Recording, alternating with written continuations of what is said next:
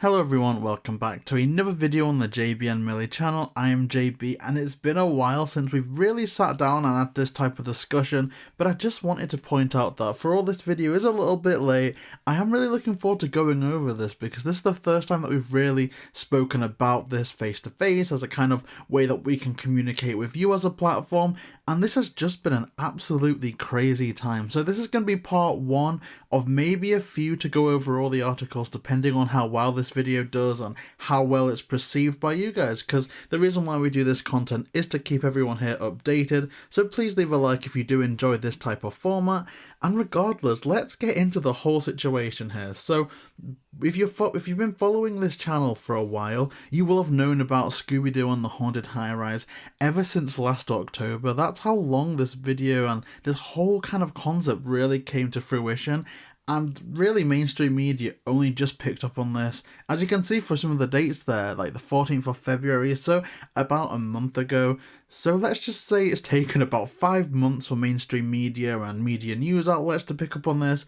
But much like this video, it is better late than never. And can I just say, it's been such a crazy time because when mainstream media really picked up on this, we were posting about it on the channel, we did breakdowns so it was easy for people to understand, and the amount of comments from some of the regular people here that were like, why are you talking about this? This is old news. Like, haven't we already heard about this before? Like you guys have been a bit slow with this. And it was like, what do you mean a bit slow with this? We're literally the people that broke the story. Like, oh gosh, I love this community. I love you people so much, but you guys are gonna turn me grey eventually. And believe you me, there's only one type of grey that I want on my mind 24/7, thank you. But yeah, regardless, we're gonna go through these 3 articles in order. We're just gonna read through them and kind of see if they've got some stuff right, wrong, and just going through it all in general. Huge shout out to all of these outlets and all of the writers, because we can only do so much as we can.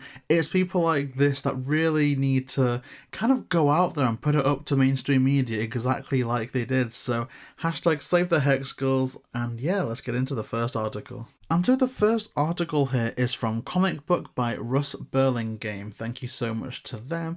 And I'm going to leave all of these articles in the comment section or the description down below, so hopefully you guys can follow on and even just click it in general. It's part of the reason why I'm doing this video.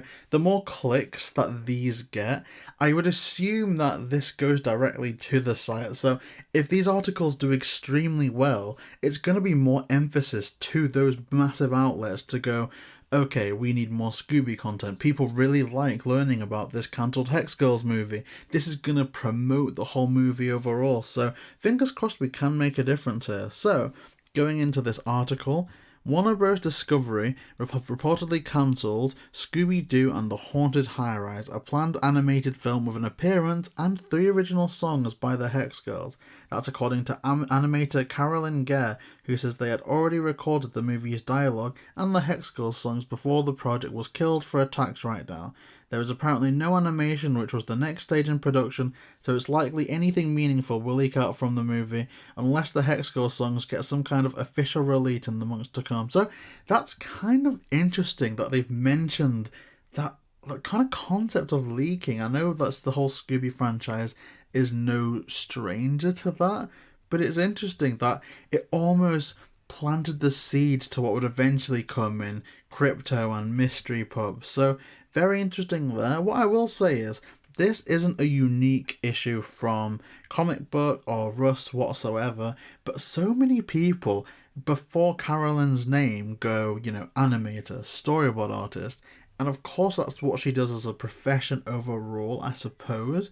But I think people tend to play down how big this actually is. Like, Carolyn wasn't just, I mean, I say just as not a derogatory phrase, but she wasn't a cog in the wheel as such, a very necessary wheel, but she was actually the director of Haunted High-Rise. So that's kind of what I think people don't appreciate, and maybe that's why people look at this and these interviews with some type of trepidation. Like, they'll comment like, yes, that's what Carolyn's saying, but what about this kind of thing from Amazon saying it's going to come out on the 1st of October? What about this from this outlet? And it's like, okay, I appreciate that, but this is the director, I think if it's an unfinished movie and the director is saying, oh no, it's dead, like, we don't know anything at the moment, unless they're going to get a second director to finish the work, I don't really see that happening. But yeah, like I say, not the fault of Russ or Comic Book, because more or less every single media outlet I think has done that, so that's kind of what we're going through here. Gare, who recently worked on Trick or Treat Scooby-Doo, broke the news during a conversation with the JayBee Milly YouTube channel, a shout out. She also shared links to some of her Trick or Treat work, and you can check out her social media profiles in the YouTube description for the podcast in case she says more from Haunted High Rise down the road. So this is a direct quote from Carolyn Gare now. I think the Haunted High Rise was even funnier than the first because we had the Hex Girls and new songs and we pulled out all the stops, Gare told the podcast. We had motorcycle chases throughout the hallway. Joe called me and said, has the studio been in touch with you? And I said no. I think this was the beginning of October, and he said, oh, well, someone should be reaching out to you. I'm afraid it got shelved and it's a financial decision. And I think Warner Bros. Is getting a tax credit for shelving it and cancelling it. So it's dead, dead, dead. I think because of the merger with Discovery. So, that's the end of the quote. So, this is next to, the next thing that Russ says. They just took a look at everything that was going to be going to streaming, everything that was going to be going into HBO Max and drew a red line through it. Oh, that's strange. It said that the quote would end there. I think this is still Miss Gare, so I do apologise for that. So, a red line through it. Do you know the saddest part is that it would have cost the same to shelve it as it would to make it because it was already locked picture in animation.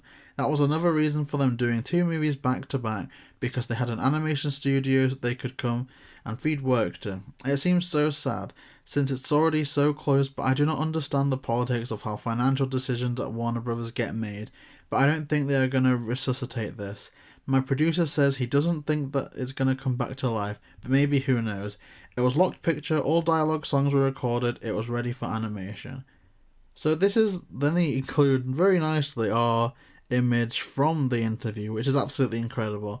I'll be honest, I did anticipate that this would blow up literally the second it dropped, but huge shout out to Scoobtopia and J-Man on Twitter and of course YouTube, because they're really the catalyst that got this interview the attention that it deserves, so really, really appreciative of them. So this is more of the article.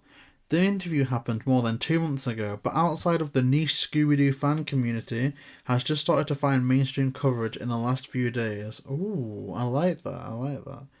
Like the cancellations of Batgirl, Scoob Holiday Haunt and the other titles in recent months, the axing of Haunted High Rise was part of an overall attempt by Warner Bros. Discovery CEO David Zaslav to cut about $3 billion from Warner Bros. Debt right away, a strategy that is particularly important to Warner Bros. Discovery, since the company is massively leveraged.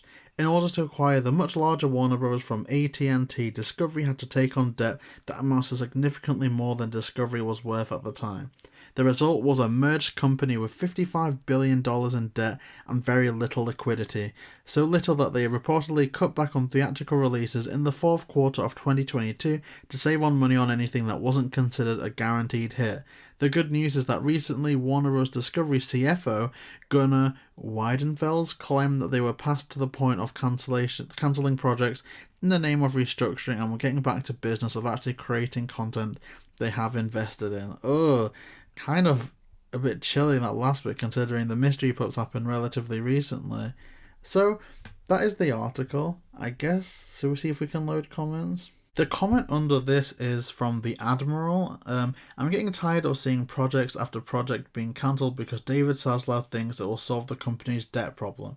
Discovery Channel's production costs are not the same as a major movie studio. It takes money to make money. And yeah, I kind of like that, there's kind of that philosophy, you got to spend money to make money. Sometimes works, sometimes doesn't work. But 100%, like, if they think that a Hex Girls movie won't make money, they're absolutely crazy. The merch alone would make money. So, again, if it was another project like Scooby-Doo meets Goober and the Ghost Chasers, which I know some people do love, but generally speaking, I think the majority of people didn't really remember Goober and the Ghost Chasers, that maybe. But the Hex Girls? Are you kidding me? I get angry just thinking about it. So, before I actually get into some type of rage mode, I'm going to go to the next article. So this is from MovieWeb, written by Anthony Lund. Thank you so much and shout out to you. Titled, Another Real Scooby-Doo Animated Movie Scrapped as Velma renewal rumours continue. So definitely a little bit of animosity towards the Velma series though. Who can blame them at this point? And of course, you know, having this title is a bit too sensationalized for my liking, but at the same time, I can acknowledge that, be it for SEO reasons or I guess almost clickbait, but not clickbait, you kind of need to rally that around. Like, people look at this, they think, Witch's Ghost, I really like that movie. Velma, maybe I didn't like so much. And you know what I mean? It is the hook that will get people that love Scooby-Doo on board with it, but also people that hated Velma on board with it. So I do really appreciate that title from a point of view of getting the clicks and getting the attention that Haunted High Rise should get. So let's get into the article. There has probably never been so much attention on the Scooby-Doo franchise as there is right now. The only issue is that none of it is resulting in the appearance of the scaredy cat canine. While reports have continued to circulate of Scooby-Doo inspired Velma having a second season in development, it seems that Warner Bros. Discovery quietly abandoned another new animated movie based on the franchise late last year. In an appearance with YouTubers JayBee Milly, the storyboard artist behind Scooby-Doo Haunted High Rise, again, like, I don't know where, like, did the video not make it clear that she directed the movie? Like, I mean, look, it could be that the first person that wrote the article, you know, you see storyboard artist Carolyn Gare, background artist Carolyn Gare, like whatever they called her, it could be that whoever broke the story in terms of mainstream media had put that out there. And so obviously, for example, if Screen Rant, Looper, Collider did that first, then some people like MovieWeb or whoever got to it second had gone, okay, you just need to take what Screen Rant have said and paraphrase it, you know, so they're not plagiarizing, but they're getting the content out there as soon as possible without a shadow of a doubt.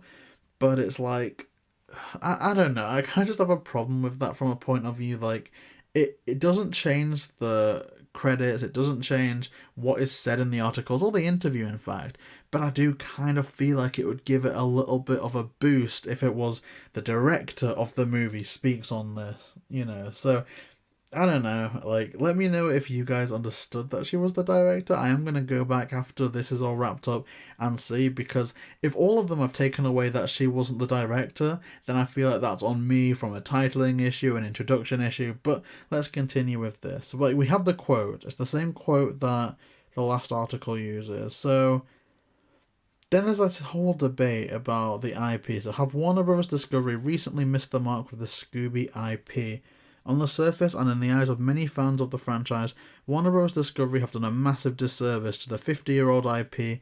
The scrapping of Holiday Haunt and now Haunted High Rise has been made only worse by the potential news, or threat depending on your opinion, that the heavily criticised series Velma could be moving forward for a second season.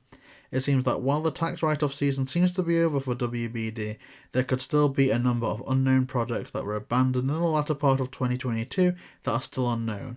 However, in a time of YouTubers and social media, it is clear that their existence will be made known at some point. Ooh, I like that. See, power to the YouTubers. Big up Anthony Lund. That was good. I mean, I could have done without... I don't know. I think... I don't know. I guess the quotes are good. You know, I think it's not a problem.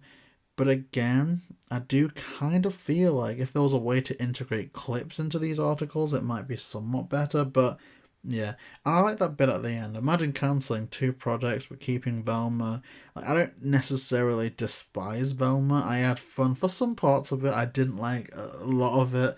But at the end of the day, if we were getting, say, Crypto later this month, which we could still be, and Holiday Haunt in October, I mean, let's just ignore Velma and get onto things that actually make us happy.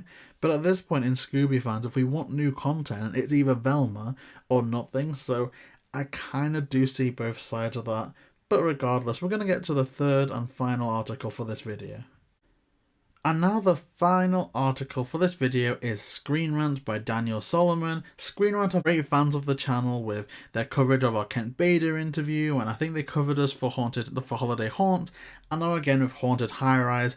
I am a little bit disappointed, I'll be honest, that a big outlet like Screen Rant haven't gone, every time these news, the stories break, it always seems to be these two or these three at the heart of things. Maybe we should get them on board, work on something. Like, I don't know, I just kind of feel like if I'm a big media outlet and there's been 3 instances of breaking news and the same names come up, I would personally, from my point of view, go, I want them on my team, I'm going to reach out to them for something. But I don't know what that is. Maybe that's just me begging for some type of work, possibly. But let's go on to this, because this is kind of cool. Another Scooby-Doo movie scrapped despite WBD tax write-offs being done. I like that from a sensationalized point of view, but I do feel like maybe Daniel is treading on a bit of thin ice with this one, because as the interview makes clear, and maybe even the article knows this, and it's almost clickbait sensationalism, it is a bit of iffy territory if Warner Brothers want to take an issue with this, because it was done before the tax write-offs were done. So again, I don't really understand how this SEO stuff works, what gets trending, but yeah, that's just something I want to point out early on. And see, this is bad. Warner Bros. Discovery have gone back on its promise to cease its tax write-offs by cancelling an upcoming animated Scooby-Doo film during production. The merger between Warner Media and Discovery Inc. at the end of last year was an expensive one, which resulted in a mass culling of shows and movies, including the completed Batgirl, to recoup $3 billion in debt to new CEO David Zaslav. Though Zaslav has recently indicated the studio was done with these widely planned decisions, it appears that may not be the case. Following the shock cancellation of Scoob Holiday Haunt this past August, it's now revealed that another Scooby-Doo movie has been scrapped at WBD as part of their tax write-off decision making. During a recent interview with YouTubers JayBee and Milly, storyboard artist Carolyn Glegg confirmed the film's shelving and the financial reason behind it. Oh god. Okay, so 2 things there. Recent, maybe. I mean, some Scooby shows only release an episode once a month, so I guess as of that point it was only maybe 5-6 episodes ago for them, but for us it was like 12 episodes ago, and I don't know if I'd call it recent, but it wasn't ages away, so fair enough for that comment there. But again, storyboard artist, I don't know. I mean, it does go on to say, Gare, who was also supposed to be a director of animation on the project, revealed that the film would have included the Hex Girls as well as 3 new original songs. See what Gare shared in the video above and comments below. So, director of animation? Yeah, I guess so. I think that's already another role in and of itself. You could just say director, especially going on the narrative that animation is filmmaking and kind of semantics, but I'll accept that. And as well, they did include quite a big quote, but they also, did include the video, which I'm very grateful for. But yeah, there's some other stuff now about Warner Bros. It's a bit of a debate thing, a bit of fluff, but I do like this, in fact, because they've sourced us, they've been nice to us. I just kind of want to go back at this point and just check if I've made a mistake on my end. So let me go and type in Carolyn Gare interview. So, the Carolyn Gare interview, storyboard artist on Trick or Treat and director of Haunted High Rise. So, yeah, I don't know. I do want to be able to track back on the first people that reported on it. Maybe it is my fault. I will accept full responsibility for not making that clear. And again, is it really important? I guess not, but I'll leave it up to you to decide. Did you like this type of video? Do you want us to go through some of the others and kind of iron out what they got right, what they got wrong, and just this whole crazy coverage? Please let us know in the comment section down below, and we'll see you next time.